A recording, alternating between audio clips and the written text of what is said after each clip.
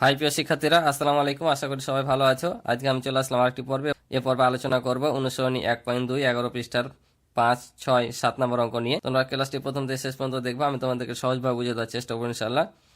তো চলো অঙ্কগুলো দেখি। বলছে 5 অঙ্কের ক্ষুদ্রতম সংখ্যা নির্ণয় করো যা 3 দ্বারা বিভাজ্য। বলছে 5 অঙ্কের এমন সংখ্যা নির্ণয় করো, কোন সংখ্যা ক্ষুদ্রতম সংখ্যা যা 3 দ্বারা বিভাজ্য হবে। তাহলে ক্ষুদ্রতম সংখ্যা বের করতে হবে, আবার 3 দ্বারাও নিঃশেষে বিভাজ্য হতে হবে। তো চলো আমরা আগে 5 অঙ্কের ক্ষুদ্রতম সংখ্যাটা লিখি, তারপর নিঃশেষে বিভাজ্য হচ্ছে কিনা দেখবো। না গেলে তখন সেভাবে আমরা বের করব। তাহলে আমরা আগে বের করবো 5 অঙ্কের ক্ষুদ্রতম সংখ্যাটা। যে 5 অঙ্কের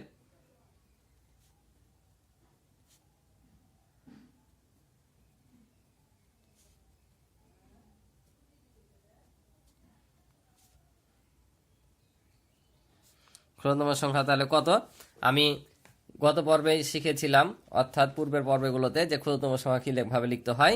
যে সবচেয়ে ছোট সংখ্যা হচ্ছে 0 এবং সার্থক ছোট সংখ্যা হচ্ছে 1। যেহেতু 0 সার্থক না, সেহেতু 0 দিয়ে কোনো সংখ্যা এককভাবে গঠন করতে পারবো না। তাই আমরা সর্বপ্রথমে সার্থক অঙ্ক সবচেয়ে ছোট 1 দিব, তারপর বাকিগুলো 0 দিয়ে পূরণ করে দেবো। অর্থাৎ 5 অঙ্কের বলেছে, তাহলে আর কয়টা 0 লাগবে? 4টা 0 লাগবে। তাহলে দেখো 1 2 3 4 5, অর্থাৎ 5 অঙ্কের ক্ষুদ্রতম সংখ্যা হয়ে গেল। এখন এটা 3 দ্বারা বিভাজ্য কিনা সেটা আমাদের বের করতে হবে। যদি 3 দ্বারা বিভাজ্য না হয়, তারপরও আমাদের 3 দ্বারা বিভাজ্য এমন ক্ষুদ্রতম সংখ্যা বের করতে হবে। তাহলে আমরা লিখব যে এত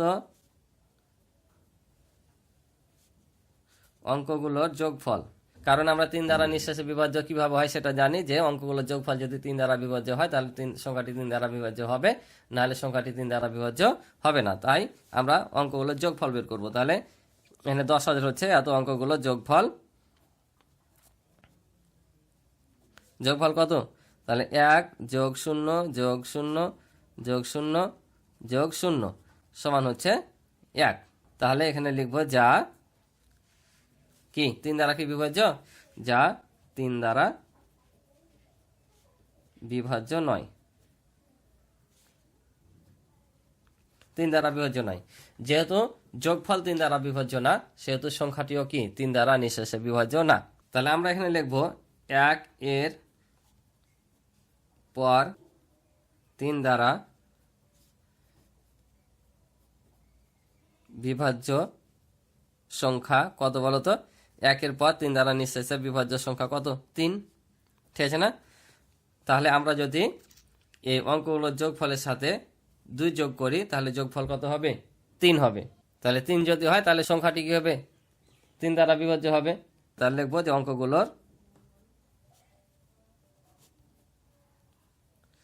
অঙ্কগুলোর যোগফল 1 এর সাথে 2 যোগ করলে হয়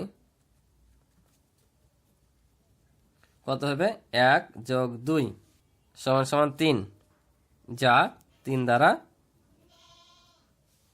বিভাজ্য। তাহলে আমরা লিখব অতএব নিম্ন 3 দ্বারা বিভাজ্য 5 অঙ্কের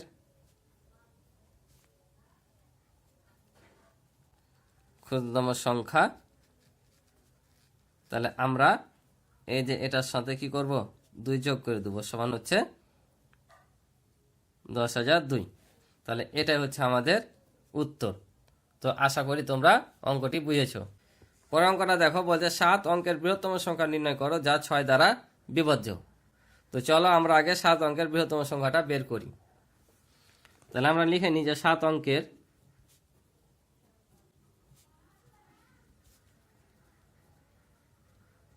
বৃহত্তম সংখ্যা কত? 7টা 9। কারণ সবচাইতে 1 থেকে 9 এর মধ্যে যে অঙ্কটা বড়, সেটাই যত অঙ্কের বলবে ততবার লিখতে হয়। যেহেতু 7 অঙ্কের বলেছে, এখানে 7 বার লিখবো। 4 5 6 7। এখন এটা 6 দ্বারা বিভাজ্য কিনা সেটা আমাদের দেখতে হবে। তো 6 দ্বারা বিভাজ্য আমি কি বলেছি গত পর্বগুলোতে, যে কোনো সংখ্যা 6 দ্বারা বিভাজ্য হতে হলে সে সংখ্যাটা 2 এবং 3 দ্বারা নিঃশেষে বিভাজ্য হতে হবে। যদি 2 ও 3 দ্বারা নিঃশেষে বিভাজ্য হয়, তাহলে সংখ্যাটিও 6 দ্বারা বিভাজ্য হবে। এটাকে ভাগ করার প্রয়োজন নাই। তাহলে আমরা দেখে নিব যে 2 এবং 3 দ্বারা ভাগ হচ্ছে কিনা। তাহলে আমরা আগে অঙ্কগুলোর যোগফল বের করি। তাহলে লিখি সংখ্যাটির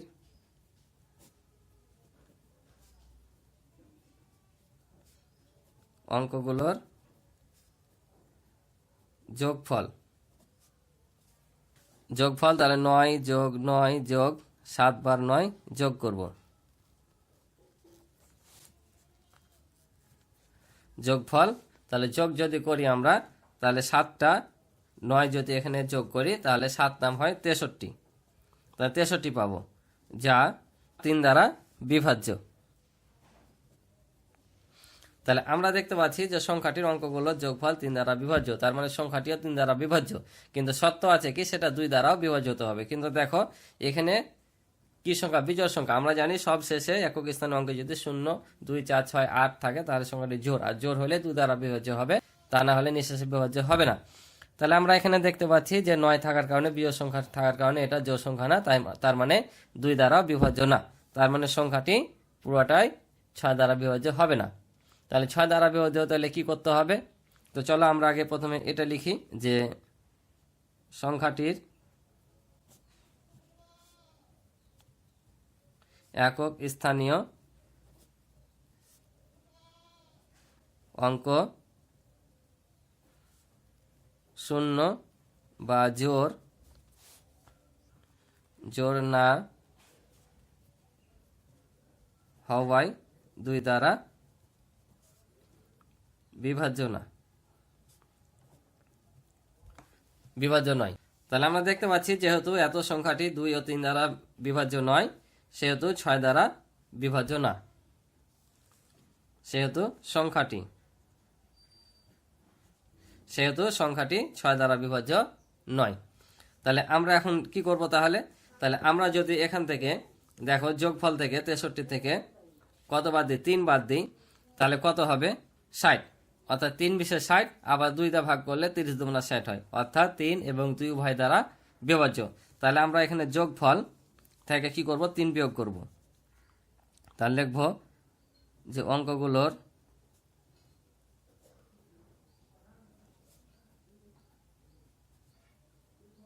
যোগফল 63 থেকে 3 বিয়োগ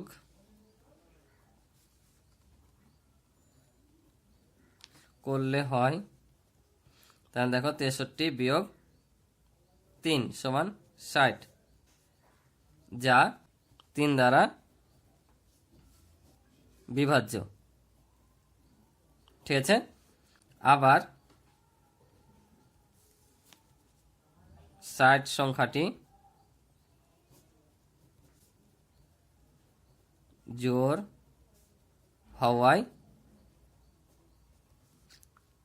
2 দ্বারা বিভাজ্য। তাহলে যেহেতু 2 এবং 3 উভয় দ্বারা বিভাজ্য, সেহেতু সংখ্যাটিও কি হবে? 6 দ্বারা বিভাজ্য হবে। তাহলে আমরা এখানে লিখে দেব যে অতএব 6 দ্বারা নিঃশেষে বিভাজ্য 7 অঙ্কের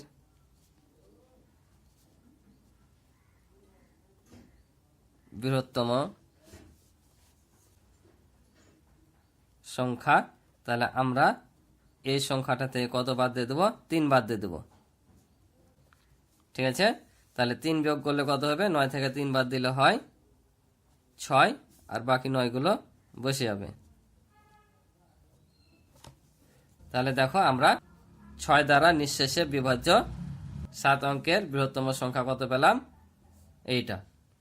অর্থাৎ 63 থেকে 3 বিয়োগ করার পর 60 পেলাম। 60 3 দ্বারা বিভাজ্য, 2 দ্বারা বিভাজ্য। অর্থাৎ যোগফল থেকে যেহেতু আমরা 3 বাদ দিয়েছি, তাহলে আমরা সংখ্যাটা থেকে কি করব? 3 বাদ দিয়ে দেবো। 3 বাদ দিলে এই সংখ্যাটা পাবো। অর্থাৎ এগুলো যদি আমরা যোগ করি তখন যোগফল কত হবে? 60।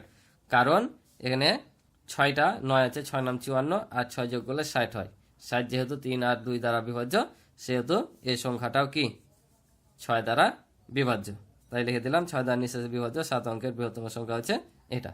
3 বিয়োগ করার পর। আশা করি বুঝেছো। এবার দেখো 7 নম্বর বলছে 3, 0, 5, 2, 7 অঙ্কগুলো দ্বারা গঠিত বৃহত্তম সংখ্যা 4 এবং 5 দ্বারা বিভাজ্য কিনা তা নির্ণয় করো। তো চলো আগে আমরা বৃহত্তম সংখ্যাটা গঠন করি, তারপর 4 দ্বারা এবং 5 দ্বারা কিভাবে বিভাজ্য করতে হয় সেটা বলে দিচ্ছি। তাহলে দেখো 3 0 5 2 7 দ্বারা গঠিত বৃহত্তম সংখ্যা। আমরা বৃহত্তম সংখ্যা যখন গঠন করি তখন কি করি, বড় থেকে ছোটটা লিখি। তাহলে সবচেয়ে বড় অঙ্ক এখানে কত, 7, তাহলে 7 বসাবো। তারপর কত আছে, 5 দিলাম, তারপর 3 2 তারপর 0। তাহলে এখন আমরা যে বৃহত্তম সংখ্যাটা পেলাম এই সংখ্যাটা 4 এবং 5 দ্বারা বিভাজ্য কিনা সেটা আমাদের নির্ণয় করতে হবে। তো আমরা এখানে পূর্বে অঙ্কে শিখেছি যে 4 দ্বারা বিভাজ্য কিভাবে হয়, যদি সংখ্যাটির একক এবং দশক স্থানীয় অঙ্ক যদি 4 দ্বারা বিভাজ্য হয় তাহলে সংখ্যাটি কি হয়, 4 দ্বারা বিভাজ্য হয়। তাহলে আমরা এখানে দেখতে পাচ্ছি একক ও দশক স্থানীয় অঙ্ক হচ্ছে দ্বারা গঠিত সংখ্যা 20, 4 5 20, যা 4 দ্বারা বিভাজ্য। তার মানে এই সংখ্যাটি 4 দ্বারা বিভাজ্য, কিন্তু আমাদের একটু লিখতে হবে, তো সেটা আমি লিখে দিই। তাহলে দেখো আমি জাস্ট ওই কথাগুলো লিখে নিলাম যে আমরা জানি কোন সংখ্যার একক ও দশক স্থানীয় অঙ্ক দ্বারা গঠিত সংখ্যা 4 দ্বারা বিভাজ্য হলে সংখ্যাটি 4 দ্বারা বিভাজ্য হবে। ঠিক আছে, তাহলে আমরা দেখতে পাচ্ছি যে এত সংখ্যাটির একক ও দশক স্থানীয় দ্বারা গঠিত সংখ্যা হচ্ছে 20, তার মানে 4 5 20, যা 4 দ্বারা বিভাজ্য। তাহলে সুতরাং এই সংখ্যাটিও কি 4 দ্বারা বিভাজ্য। এবার বলেছে 5 দ্বারা বিভাজ্য কিনা। তাহলে এটা মনে রাখবা যে কোন সংখ্যার একক স্থানীয় অঙ্ক যদি 0 অথবা 5 থাকে, কি বললাম, কোন সংখ্যার একক স্থানীয় অঙ্কটা যদি 0 অথবা 5 থাকে তাহলে সংখ্যাটি 5 দ্বারা নিঃশেষে বিভাজ্য হবে, সেটা যত বড়ই সংখ্যা হোক না কেন। তো আমরা এই সংখ্যার ক্ষেত্রে দেখতে পাচ্ছি এখানে 0 আছে, তার মানে এই সংখ্যাটাও কি 5 দ্বারা বিভাজ্য। জাস্ট এখানে লিখে দিতে হবে যে এটাও যে আবার